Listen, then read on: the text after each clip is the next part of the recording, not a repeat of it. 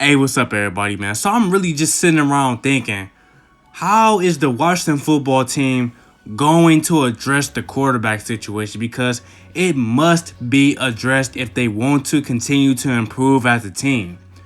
And I honestly feel bad for them while they're trying to find another quarterback option because they shouldn't be going through this. 2 years ago, they thought that they already solved this problem when they drafted Dwayne Haskins. It's just that Dwayne Haskins ended up being trashed, long story short. And there was also some other small rumors about him being immature, about him not working hard. And, when he pretty much violated that COVID protocol by not having a mask on at the party, that pretty much gave Ron Rivera a good excuse to cut Dwayne Haskins. And if you really want to know all the ins and outs about why Dwayne Haskins is no longer around, I got a film analysis up on Dwayne Haskins. I actually got a few of them up on Dwayne Haskins. Go check them out. I'll leave them at the end of the video. But, they shouldn't be in this situation. They also had Alex Smith step up to be the primary quarterback when Dwayne Haskins got cut. But, they cut Alex Smith a few days ago. Let's be honest, Alex Smith is washed. He has a noodle leg, and he's just not a part of the future for any team that's really looking for, a franchise quarterback. So they cut him a few days ago. That leaves them with two quarterbacks on the roster.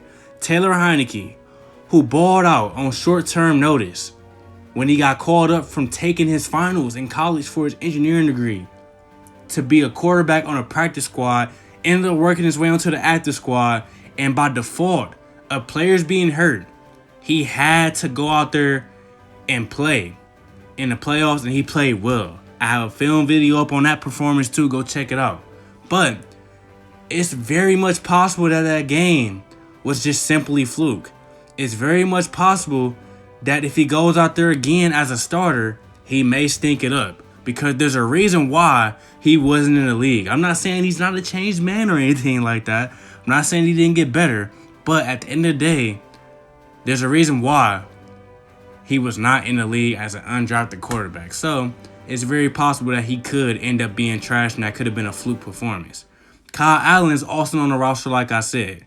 It's just that Kyle Allen, his skill set and what we seen from him when he was a full-time starter in Carolina is not enough for any team to be optimistic about him being a quarterback. So, like I said, it's mandatory based off this situation that they improve at the quarterback position and get someone that they can trust to be their day one starter. The issue is, though, and another reason why I feel bad for this team is because, they're not in a situation realistically to confidently improve at the quarterback position, First things first, I want to start off with the quarterback market, as far as free agency. No team that's looking for a quarterback is really in favor of improving with this quarterback market. Jacoby Brissett is a solid veteran, if you want to call him that. He's shown that he can step up and play good, but he's not a long-term option at all. Mitch Trubisky, very inconsistent. He's shown that he can ball out and play at a high level. He showed that his second year in the league. He showed that last year towards the end of the year when the team, quote-unquote, started playing to his strengths. But, like I said, at the end of the day, he's inconsistent, and that's not really somebody you want to bring in with confidence. Tyrod Taylor is trash. Ryan Fitzpatrick is a very high-tier, respectable backup quarterback that can go out there if needed and compete at a high level. But at the same time, he also shows you them reasons why, he's a backup at the end of the day. Plus, he's not a long-term option. Andy Dalton's trash. Cam Newton was a decent option to actually come reunite with Ron Rivera, who was his original coach for years when he was with the Panthers. But surprisingly, the Patriots re-signed him after how awful that offense looked last year. Not all of it was Cam's fault, but some of it was. Joe Flacco's at the end of his career. That would just be a desperate move, let's be honest. And Jameis Winston, there's still some Jameis Winston believers out there. Jameis Winston is still young. Jameis Winston has somewhat played at a high level. But those Stevie Wonder interceptions and everything else comes along with Jameis Winston. And that's something you don't want to confidently bring in, So, as you can see, the quarterbacks that are on the market is not built for any team to pick up and realistically think they're going to have success with these quarterbacks, you know? Not saying it would be a miracle, but they would just be lucky if those quarterbacks decided to turn themselves around and be good all of a sudden, you know, consistently. So you turn to the trade market. You got Sam Darnold on the market. I have my take on Sam Darnold as well. If you want to go see that, check the video out. I know I keep saying go check these videos out. Y'all probably think I got a lot of videos up. And that's because I do got a lot of videos up, you know. But Sam Darnold is very inconsistent, you know.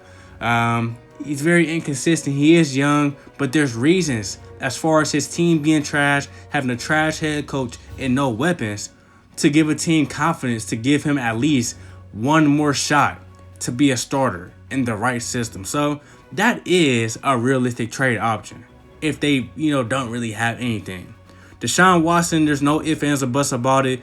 That would be the guy to trade for on the trade market, but he has no trade clause. So even if Washington did have the pieces to give up and reach an agreement with the Texans, excuse me, Deshaun Watson could easily say, no, I'm not going there, you know? So then you turn to Gardner Minshew. I think Gardner Minshew's getting flat out dead dirty down there in Jacksonville. I haven't really watched film, so I can't give my full opinion, but I just think Gardner Minshew can be a good quarterback in this league in the right system with the right coach. So I would realistically trade for him and bring him in to be my week 1 starter. You know, that's just being real.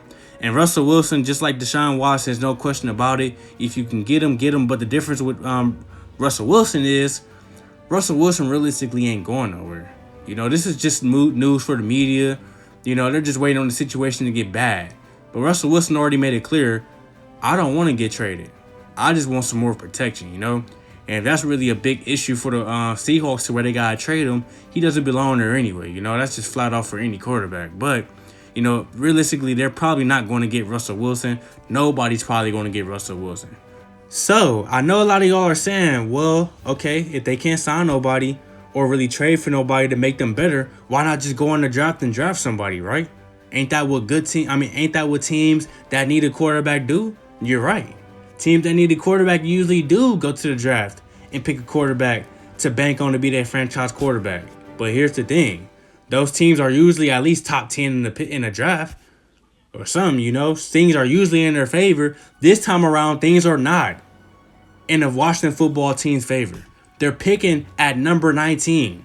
That's very, very bad for this team because you already got the Jaguars going number 1. They're picking quarterback. That's already figured out. You got the Jets, who are 9 times out of 10 going to go quarterback. Then you got speculations of the Falcons going quarterback. You got speculations of the Panthers moving on from Teddy Bridgewater or making Teddy Bridgewater a bridge quarterback for whoever they draft. Then you got the 49ers, who could move on from Jimmy G, and they have them projected to take a quarterback. And then you got the Patriots, who might sneak up and draft a quarterback. That's 6 teams I just named that could go quarterback, who all pick way higher than the football team. And here's another detail about that. Trevor Lawrence and Zach Wilson, in my opinion and a lot of other people's opinion, are the top 2 most likely quarterbacks to succeed out of this bunch, you know? Then you got Justin Fields, who's supposed to be a stud. But we all know, or at least these Washington football teams know, that these O-State quarterbacks be trash, man. They be balling out in the league, but they be trash when they touch down. They be balling out in college, but they be trash when they touch down in the league. But Justin Fields is probably going to be gone, you know? So, it's not the fact that they can't get somebody at 19. It's just the options that are going to be available most likely at 19, such as Mac Jones, if he's not gone. Trey Lance, if he's not gone. And Task, if he's not gone. Kyle Task, whatever, Trash. If he's not gone, those are the guys that you're going to have to pick from at pick 19. And if you're picking from those 3 guys, even if you throw Fields in there, this is not really people to be confident in. Like, Fields, you would be a little bit way more confident in because he's projected to be a top quarterback. Like, come on. But these other dudes, this ain't no confidence there as a Washington football fan that this is really going to be the guy and that he's going to be ready for week 1, you know? So, What I would suggest for this team to do is to trade up. Trade up with the Falcons. So if the Jets are dumb and pick up Fields over Wilson, you can get Wilson. And if Fields is there, you just pick Fields because he's supposedly better than all the other options. Or you can pick Lance if that's what you feel like doing. You know, you have options, way better options, or should I say just better options than what appears to be at pick 19. Or what you can do is bring in Ryan Fitzpatrick and draft somebody regardless at pick 19 so that Fitzpatrick can just pave the way for the rookie to come in whenever they feel like he's ready to come in. Just like Fitzpatrick's been doing for the past few seasons with teams, you know? Or you could take a gamble on a quarterback such as Mitchell Trubisky. Trade for Sam Darnold. Gamble on Jameis Winston if you are really feeling that desperate to gamble, you know?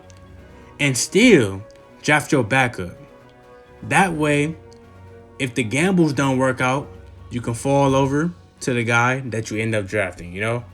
But regardless, the guy that they pick at 19 still may be trash, just like whoever they pick up in free agency might be trash. So, as you can see, long story short, whatever direction this team decides to go in the offseason, there's not really going to be too much confidence surrounding the pickup. You could be confident in it, but realistically, there's not really too much confidence for this team at the quarterback position going into the, coming out the offseason. But that's how I feel.